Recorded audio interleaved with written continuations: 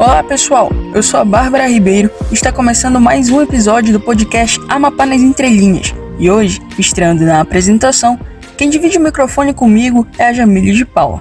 Oi gente, eu sou a Jamile e esse é o episódio número 4 da segunda temporada do podcast Amapá nas Entrelinhas, uma produção dos acadêmicos de jornalismo da Universidade Federal do Amapá. O tema de hoje é a questão do Amapá. Isso mesmo, Jamile. Hoje vamos falar sobre o município de Amapá. E já começamos com uma curiosidade bem legal. O nome do município de Amapá, assim como do estado do Amapá, se originou de uma espécie de árvore brasileira chamada amapazeiro. Essa árvore possui um tronco volumoso com 1 metro de diâmetro na base e tem uma casca espessa, por onde escorre um abundante leite branco, mais conhecido como leite do Amapá. É verdade, Bárbara. E os frutos em formato de maçã são saborosos. Entretanto, é na farmacopeia que o leite do Amapá tem maior aproveitamento. Ele é utilizado para combater diversos males, como a tuberculose e problemas gastrointestinais. Antigamente, era comercializado até mesmo para o sul do país, mesmo que em pequenas quantidades. É muito bacana saber de tudo isso, não é? Mas que tal falarmos agora sobre a história do município? Bom, a história do município do Amapá é farta em acontecimentos ligados a disputas de terras, que refletiam diretamente no povo da fronteira do extremo norte. Os conflitos se acentuaram ainda mais a partir de 1894, quando ocorreu a descoberta de ouro em Calçoene. Esse fato motivou ainda mais a presença de europeus e norte-americanos que se instalavam às cabeceiras do rio Araguari. Esses estrangeiros, principalmente franceses, passaram a dominar a região, agindo como verdadeiros senhores, perseguindo indígenas e escravizando mulheres. Não podemos deixar de falar que essa região ao norte do Amapá foi contestada pelos franceses. Como consequência, foi assinado o Tratado Provisório de 4 de março de 1700, que declarava aquela área como neutra. Em 11 de abril de 1713, foi assinado o Tratado de Utrecht, que estabeleceu como fronteira entre Brasil e França o rio Oiapoque. Porém, os franceses continuavam invadindo a área, principalmente por causa da descoberta de ouro. Eles se sentiam e agiam como proprietários exclusivos da região, proibindo o acesso dos brasileiros nas reservas minerais. Os brasileiros, em resposta, se mobilizaram para acabar com as atitudes do governo francês no contestado, que tinha como representante Eugène Vincent. Voltando para 1894, em dezembro daquele ano, foi criada, na Vila do Amapá, uma junta governativa, denominada Triunvirato, a qual era constituída por Francisco Xavier da Veiga Cabral, Cônego Domingos Maltês e Desidério Antônio Coelho. A junta recebeu a missão de elaborar e aplicar leis que envolvessem todos os assuntos de ordem econômica e social da região. Os franceses não ficaram de fora e, numa demonstração de prepotência, nomearam para governar Cunani um ex-escravo chamado Trajano, como forma de neutralizar a reação brasileira. Trajano, como governador, passa a desrespeitar as decisões do Triunvirato, com atitude de perseguição aos mineiros brasileiros. Porém, isso culmina na sua própria prisão. Ao saber da prisão dele, as autoridades caianenses autorizam uma expedição militar com o objetivo de libertar Trajano. A expedição contou com 130 soldados franceses, que assim que chegaram à vila, foram ao encontro de Cabralzinho. Este, ao ser agredido pelo capitão francês, consegue desarmá-lo e matá-lo. E após discussões e trocas de tiros, a tropa de Cabralzinho fica sem munição e se refugia na mata. Os franceses, ao invés de levarem Cabralzinho, promoveram uma verdadeira chacina no local, deixando muitos mortos e feridos, e até ateando fogo na vila, sem esquecer de libertar Trajano. Para resolver o problema de limites e pôr fim às lutas que marcaram os brasileiros do extremo norte do Brasil, o diplomata brasileiro José Maria da Silva Paranhos Júnior, o barão do Rio Branco, defendeu os direitos do Brasil, obtendo sentença favorável. Assim, em 1º de dezembro de 1900, foi assinado o laudo suíço, determinando que o rio Oiapoque serviria como limite entre o Brasil e a França, encerrando definitivamente as lutas pela posse das terras.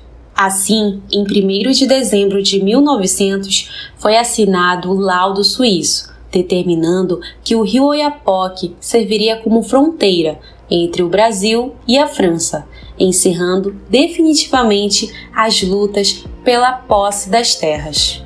Agora, como você já deve saber, vamos fazer um pequeno intervalo, com avisos importantes antes de prosseguir com o tema.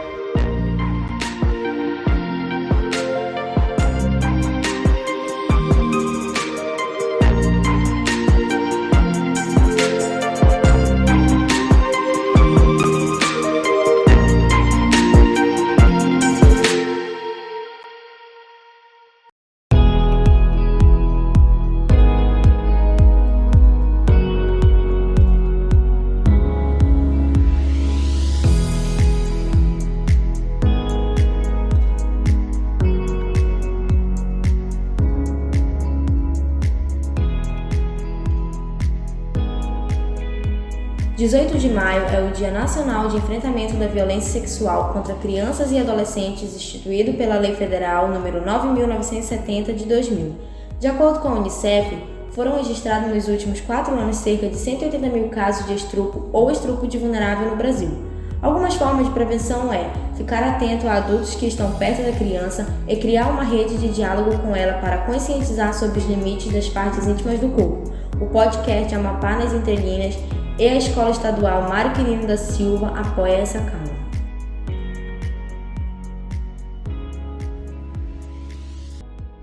No mês de maio, acontece a campanha Juntos Salvamos Vidas, visando a redução de acidentes e mortes no trânsito. De acordo com dados, mais de 8 mil ciclistas morreram no trânsito na última década. Portanto, fique atento às sinalizações de trânsito na sua cidade. Ser educado no trânsito salva vidas. O podcast Amapá nas Entrelinhas e a Escola Estadual Mário Quirino da Silva apoiam essa causa.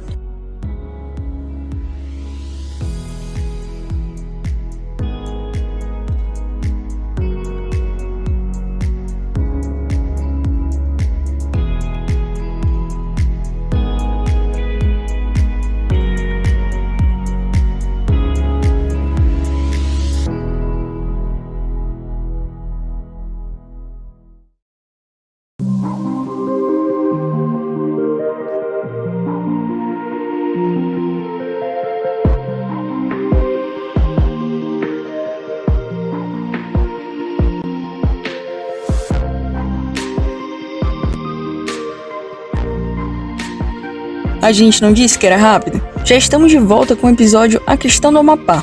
E para nos aprofundarmos melhor em alguns assuntos sobre o tema, vamos contar com a participação de Bruno Machado, que é professor de História na Educação Básica do Estado do Amapá, mestre em ensino de História e também autor de livros e artigos científicos sobre a história do nosso estado. Professor, bem-vindo ao nosso podcast e muito obrigada pela disponibilidade com a nossa equipe. Vamos às perguntas. Como e por que se iniciou o processo de povoamento no município de Amapá? Olha só, o povoado ou comunidade Amapá, ela surge e vai se formando aos poucos com vários sujeitos históricos. Quem que forma esse povo? Indígenas, militares desertores, ou seja, aqueles que fugiam, que não queriam prestar o serviço militar, que era obrigatório, e fugiam para essa região do contestado, mestiços, pobres, pessoas que fugiam do conflito da cabanagem, em toda a província, Grão-Pará, no qual essa região fez parte por um bom tempo, escravos fugidos. Então, esses criminosos, aventureiros, são essas pessoas, esses grupos sociais, sujeitos históricos que vão formar os povoados, entre eles o do Amapá, nessa região do contestado. Tá? Então, e quando é que se inicia esse povoamento? É claro que já desde o período colonial viviam diversos povos indígenas na região. No entanto, ali próximo ao rio Amapá, essa região de lagos, ele começa a se formar na década de 30 do século XIX, ou seja, a partir de 1830. Você acredita que as autoridades deviam valorizar melhor o legado daquela região, haja vista que lá está imortalizada parte da história do Amapá e do Brasil? Eu acho que as autoridades, não só as autoridades, mas a sociedade amapaense em geral, sobretudo os que vivem nessa região do Amapá, de Calçoém, Oiapoque, enfim, sobretudo Amapá, Calçoém, essa região, né? Deveriam valorizar, por exemplo, a construção de um museu para contar toda essa história, que é uma história bonita, uma história de disputa, tá? Então poderia ter um museu para fomentar o turismo histórico nessa região, tá? Não só o histórico, poderia se juntar com outras formas de turismo, né? Mas se tivesse um museu, se essa história fosse contada com maior intensidade para as pessoas, né? Com fundamentos, com evidências, então é muito interessante. Tenho certeza que eu atraí muitas pessoas, né? Não sei se tem, pelo menos até onde eu sei, a constituição de museus, ou um museu, o Museu do Contestado, seria interessante, né? E aí chamavam, não colocavam só a história enquanto ciência, né?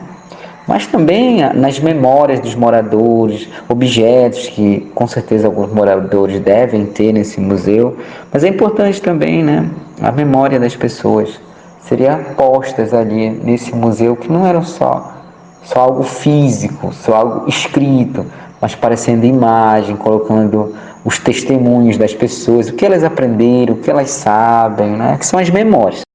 Qual o significado histórico possui a implantação da base aérea no município do Amapá durante a Segunda Guerra Mundial?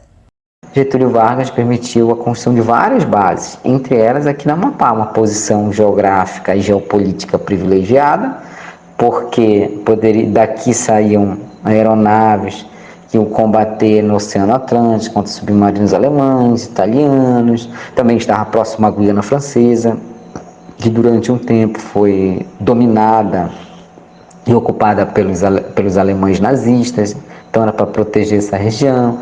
Servia também a base aeronaval como um ponto de reabastecimento de aeronaves que iam, por exemplo, para a base aérea de Natal, no Rio Grande do Norte. Então essa história precisa ser contada e foi fundamental, foi muito importante para a proteção, para o patrulhamento do Oceano Atlântico, todas essas bases aéreas que ficavam na costa e também essa base aérea do município de Amapá, né, para o patrulhamento do Oceano Atlântico, por causa que a guerra, até 1943, tiveram frontes de combate no norte africano. Então, era muito importante proteger, porque os alemães e os italianos que vieram também tentar ou sondar algo, e os aeronaves dessa base aeronaval foram importantes. Além do que, a base aeronaval ela gerou um progresso para a região, ainda que curto, progresso econômico, energia elétrica, com mínimo de saneamento, com novos hábitos, com novos produtos, emprego. Então, isso foi muito importante. Infelizmente, o museu aberto da base aérea, a céu aberto, até onde eu sei, está abandonado, mas deveria ser revitalizado. Olha só, o município de Amapá tem muitas possibilidades. O que falta é política pública, o que falta é apoio, o que falta é investimento das autoridades e, claro, a sociedade pressionar também. Bruno, mais uma vez agradecemos a sua participação. Após essa entrevista, temos algumas informações turísticas deste município, que serão mais aprofundadas no nosso blog. Agora, é só para deixar vocês com um gostinho de quero mais. O município do Amapá possui belos lugares para caminhadas, atividades de pesca esportiva e, é claro, banho de rio. Um desses lugares é a famosa Cachoeira Grande, que fica na comunidade Calafate.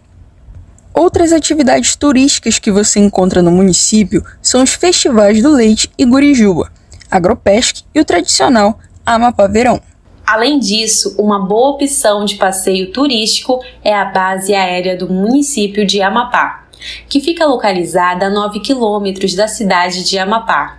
A base foi construída pelos norte-americanos em 1941 e usada pelos Estados Unidos durante a Segunda Guerra Mundial para abastecer aviões que iriam combater as tropas do eixo.